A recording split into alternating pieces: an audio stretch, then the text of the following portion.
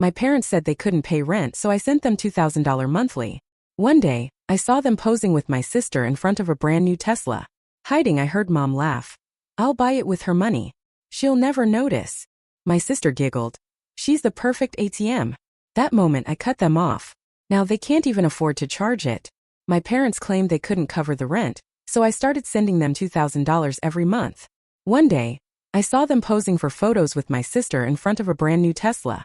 Hidden in the background, I overheard my mom laughing. I'll buy it with her money. She'll never notice.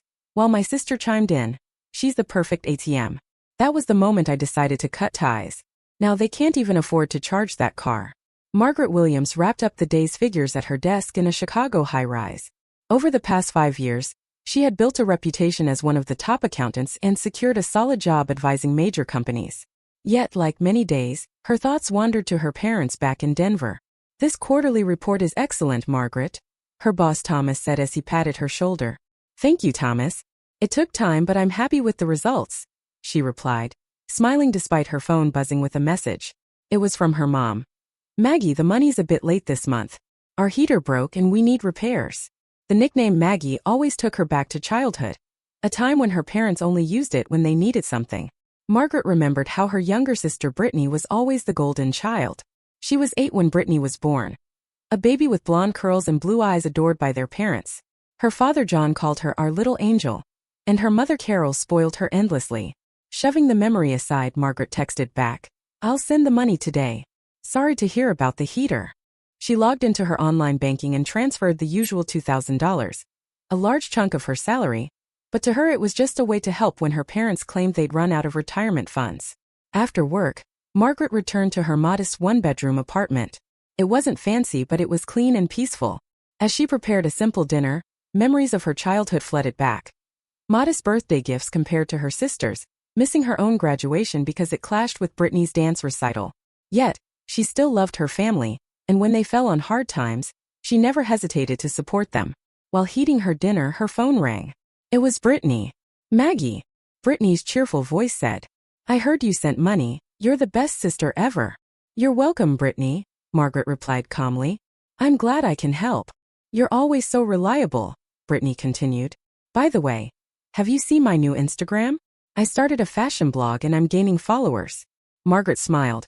Since college, Brittany had rarely held down a steady job, focusing on her social media presence instead. I'll check it out, she promised. How's the job search? There was a pause. Oh, I'm focusing on my blog now. The Denver job market is rough, but I'll figure something out soon. Their conversation continued lightly, and after hanging up, Margaret ate her dinner while planning next month's budget. She had few personal luxuries, but supporting her family gave her deep satisfaction. The next morning, Margaret filled out a vacation request to visit her parents for the first time in 6 months. She had already picked out gifts, a favorite whiskey for her dad, perfume for her mom, and a designer scarf for Brittany. When her colleague Sarah asked, taking time off is unusual, Margaret simply replied, I'm visiting my parents, it's been too long. Sarah agreed. Denver is beautiful this time of year, isn't it? Yes, the mountains are stunning. That afternoon, after emailing her parents about her visit, Margaret received an unexpected reply. We're busy this weekend. Can you come another time? Confused, she called her mom. Is something wrong? Why can't we meet this weekend? Carol's voice sounded tense. We have a packed schedule. I can't give you proper attention. I just want to see you even if it's brief, Margaret pleaded. Carol hesitated.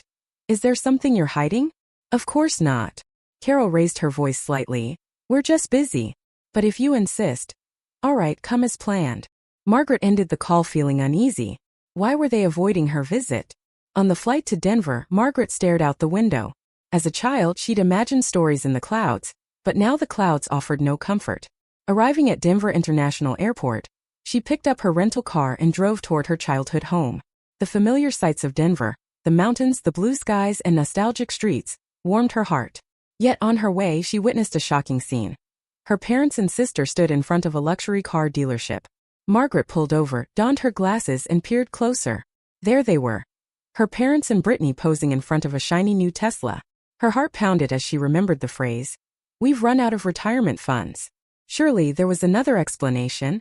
Still hidden behind an SUV, Margaret watched. Her mother, Carol, wore an expensive designer dress and dazzling emerald earrings, Her father, John, sported a tailored navy suit with a new luxury watch replacing his old one, and Brittany flaunted the latest high-end fashion. This image clashed dramatically with the claim of having no funds. Had all the $2,000 transfers been fueling this new lifestyle? The Tesla salesman approached them. John accepted the keys with a beaming smile, wrapping his arms around Carol. Brittany cheered. "Dad, this will make my Instagram posts so glamorous." John puffed his chest. "Now we have a car worthy of our status." Margaret's stomach churned. Perhaps there was an explanation. Maybe a lottery win or unexpected inheritance. But then she heard Carol say, "We're buying it with her money," followed by Brittany laughing. "She's the perfect ATM." John added casually, "We might as well use her kindness. If we keep making excuses about broken heaters or leaky roofs, she'll keep sending money." Their laughter rang out, and Margaret's heart turned to ice. Overwhelmed by anger and sorrow, Margaret stepped into her car, her hands trembling. All the years of feeling overlooked, missing birthday celebrations, ignored academic achievements, and being told, "If you can't get a scholarship, forget it. We're saving for Brittany's education," crashed down on her. She drove away silently before they could notice. On the flight back to Chicago, the clouds no longer whispered stories. Margaret's resolve hardened. She would never allow herself to be exploited again. Back at her apartment, she took immediate action. Logging into her online banking, she canceled the automatic monthly transfers. Then she called her lawyer friend, Elizabeth Morrison, and requested an urgent meeting. "Margaret, this is unusual at this hour," Elizabeth remarked. They had been friends since college. "Liz, I need to see you right away. I've realized something terrible," Margaret said calmly but with underlying anger. "How about tomorrow morning?" "What happened?" Elizabeth asked. "For so long I've been deceived. I've been my family's ATM." At their meeting the next day, Margaret explained everything. The monthly amounts, the frequency of emergency excuses, and the incident at the dealership. "This is clearly financial abuse," Elizabeth said sternly. "Your kindness was exploited. What should I do? Cut ties completely or confront them?" Margaret asked. "First, sever all financial connections. If you haven't already, do that. Then distance yourself. A direct confrontation will only lead to denial and manipulation," Elizabeth advised. Margaret sighed. "That's probably what will happen.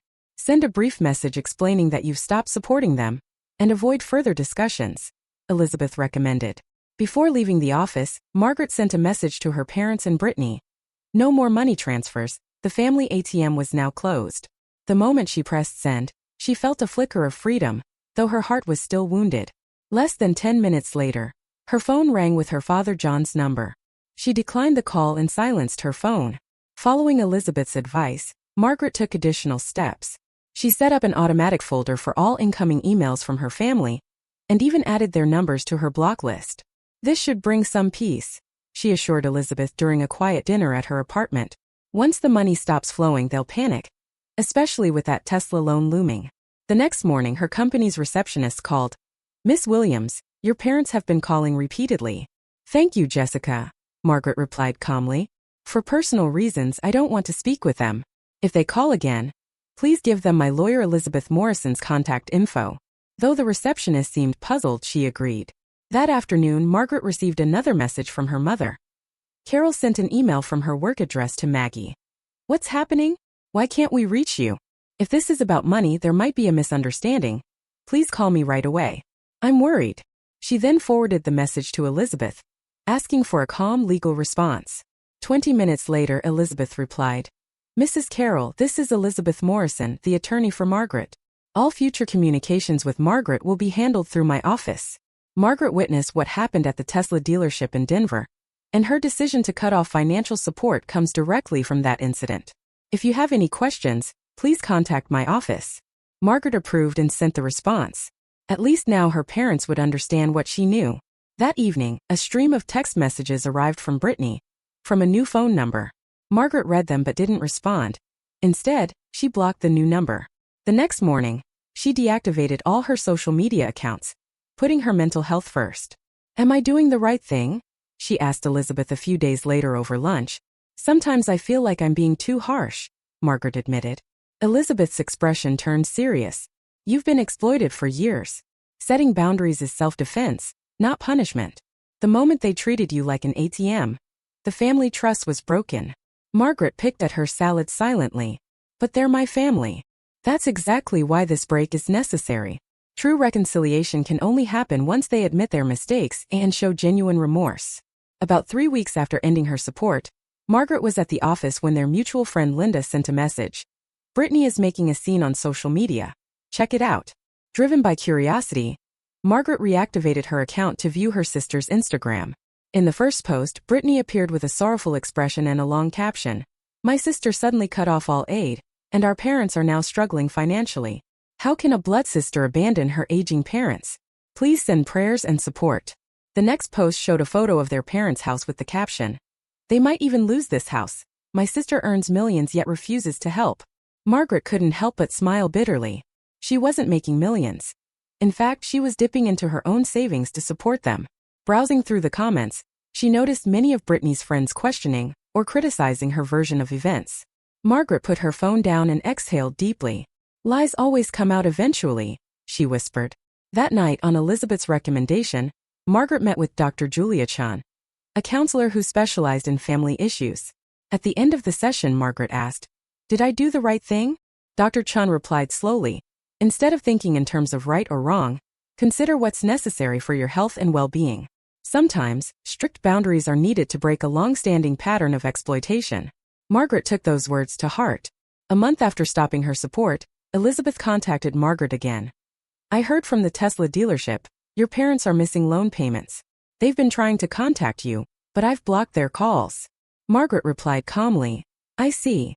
Even though mixed emotions swirled inside her, she felt less pain now. They had truly become dependent on her money. In a recent call, Carol had admitted, "We really can't even afford to charge the car." Margaret smiled wryly, recalling Elizabeth's advice. Meanwhile, Brittany faced her own setbacks. "I'm sorry, but we can't hire you," said an interviewer at a small marketing firm in Denver. Brittany's third rejection that week. Despite arguing that her huge social media following was valuable, the interviewer replied, "Your Instagram count is impressive, but experience and skills matter too. Besides, your recent personal posts don't align with our company's values." Stunned and unable to respond, Brittany left the office. Checking her phone's contacts, she realized that most of her friends had vanished along with the fragile foundation of her luxurious lifestyle. Back at home, her parents sat in the guest room watching TV. Their once cheerful faces now marked with worry. "How was the interview?" Carol asked. "Terrible," Brittany mumbled, shoulders slumping. "I failed again." "That's troubling," John sighed. "Our mortgage is 3 months overdue. We even got a notice from the bank." The air was heavy with anxiety. The Tesla had already been repossessed, credit card bills were piling up, and now even their house was at risk. They could only watch their world collapse. "Let's contact Maggie," Brittany suggested hopefully. "Impossible," John snapped bitterly. "Our lawyer is blocking all contact. And if she hears what we discussed at the dealership, it's too late." Devastated, Brittany retreated to her room and lay on her bed for the first time, feeling truly alone. When she later picked up her smartphone, she saw that her follower count had dropped by more than half. Many people had distanced themselves as the truth about their finances emerged. A few weeks later, Brittany began packing a small bag with essentials. "Are you really going to Chicago?" Carol asked anxiously. "There's nothing here, Mom," Brittany replied quietly. "At least Chicago has more job opportunities," Carol countered, leaving the conversation hanging. Deep down, Brittany wanted to apologize to Margaret, but she lacked the courage to confront her parents. Upon arriving in Chicago, Brittany rented a small apartment in the suburbs. Her savings were minimal, but she found an affordable place. However, job hunting proved difficult. Every interview echoed the same question. "What have you been doing since college?" Her answer, that she was trying to become a social media influencer, only drew frowns from employers. After her fifth failed interview, Brittany noticed an ad in a local newspaper for an administrative assistant at the Northside Community Center. No experience was required. They valued motivation. The next day, she visited the community center. The building was old but exuded warmth. At the reception desk, Eleanor Jones, the center director, greeted her kindly. "Miss Williams, welcome. I've looked over your resume, and frankly, your experience is limited." Brittany nodded. "Yes, but I'll work hard. I really need a job right now. The work here is basic filing, answering phones, and sometimes helping with events. The pay isn't high, but if you're serious about a fresh start, let's start with a 1-week trial." A few days into the trial, Brittany was surprised to see Margaret Williams's name on the donor wall in the center's hallway. Do you know Margaret Williams? Eleanor asked, noticing Brittany's astonishment. She's my sister, Brittany whispered. Eleanor's face lit up. Oh, that's wonderful. Margaret is one of our biggest supporters. Thanks to her, our after-school programs and elderly services continue. Brittany was speechless. She had never known her sister to be so involved. She even volunteers regularly, reading to the children and sometimes assisting with our accounts, Eleanor added. She's truly remarkable. That night, back in her apartment, Brittany reflected on how Margaret had even helped with part of her moving expenses on the condition that Brittany keep a low profile. Now things felt different. The next weekend, Brittany was assigned to organize old photo albums at the center. While flipping through a dusty album, she discovered a 15-year-old photo of a young Margaret in her graduation gown, beaming among the center staff. What is this? Brittany asked Eleanor. That's Margaret's college graduation, Eleanor explained nostalgically. Since her family couldn't attend, we all rushed over to celebrate her success while she was volunteering during college. Brittany stood frozen, recalling that on her 14th birthday, when she had gone to Disneyland with her parents, she had completely ignored Margaret's big day. Eleanor continued. Margaret went to college on a scholarship without any family support, yet she forged her own path. She was such a strong girl. Later that day, Brittany returned to her apartment early. There, she found an old notebook, a diary from Margaret's middle school days that Brittany had once taken home half-jokingly. With trembling hands, she flipped through the pages and read about young Margaret's pain, entries about another dance recital for Brittany, how their parents bought Brittany a new video camera while ignoring Margaret's science fair victory, and another note where her mom said, "We need to save money for Brittany's future," despite Margaret's own plans to succeed on her own. Tears blurred Brittany's vision as she closed the diary and gazed out the window at the glittering Chicago skyline. Somewhere in that light, it felt as though Margaret was present. Meanwhile, in Chicago, Margaret sat at her desk and took out some stationery. She began drafting a letter. Hi Maggie, this is Brittany. I have something to tell you. After rewriting it several times, no words seemed enough to make up for years of neglect and exploitation. In the end, she tucked the half-finished letter into a drawer, still lacking the courage to send it. Chicago's winter was harsher than ever, with beautiful frost patterns decorating Margaret's apartment windows. A year had passed since she stopped supporting her family, and quietly, her life had begun to change. Her career as a private financial advisor was thriving, and for the first time she was saving money without the burden of remittances to her parents. Finally, she had both the time and resources to focus on herself. Attending weekend pottery classes and finally starting the small stock investments she dreamed about for years, Margaret began to glow with a confidence that had long been missing. She maintained only a limited relationship with her parents now. Following her suggestion, they agreed to speak on the phone just once a month. They had sold their house and moved into a smaller apartment. Gone was the luxurious lifestyle. Now they depended on Social Security benefits. The calls were shallow and often awkward, but at least Margaret was no longer being exploited. The strict boundaries she set had created a fragile balance. While I was going through the house, I found so many of your old photos, her mother Carol said during last month's call, her voice tinged with rare regret. I even saw your science fair trophies and college transcripts. We should have been proud of you, Carol's voice faltered. Margaret didn't know how to respond. This was the recognition she'd longed for, but it seemed too late now. Yet, a part of her heart still held hope. On Christmas Eve, while volunteering at the Northside Community Center during a children's celebration, Margaret was in charge of reading picture books. As the last child left and the staff began to clean up, she spotted a familiar figure emerging from an office. It was Brittany. For a long moment they simply stared at each other, neither speaking. The weight of shared blood and broken trust lingered in the silence. Finally, Brittany's soft voice broke through. I heard from Eleanor that you work here. Margaret replied quietly and Brittany continued. For 9 months now, I've heard a lot about you here too. Maggie, I want to tell you. I'm truly sorry for using you and making fun of you. I was the worst sister. Tears welled in Brittany's eyes as she struggled for the right words. Margaret remained silent for a moment. I'm not asking for forgiveness, Brittany continued. I just wanted you to know that I'm trying to change. Working here has helped me understand the meaning of my actions for the first time. Taking a deep breath, Margaret felt her painful past and the hope for a better future collide violently in her heart. It will take time, she finally said. But if you'd like, how about we grab coffee next week? I have time to talk. A small spark of hope lit in Brittany's eyes. Thank you, she whispered. As they parted ways, they exchanged awkward but warmly genuine smiles. The road to complete reconciliation was still long, But a small step had been taken. Outside, as snow quietly fell over the Chicago night, Margaret and Brittany gazed out their respective windows, where past pain and future possibilities converged under the winter sky.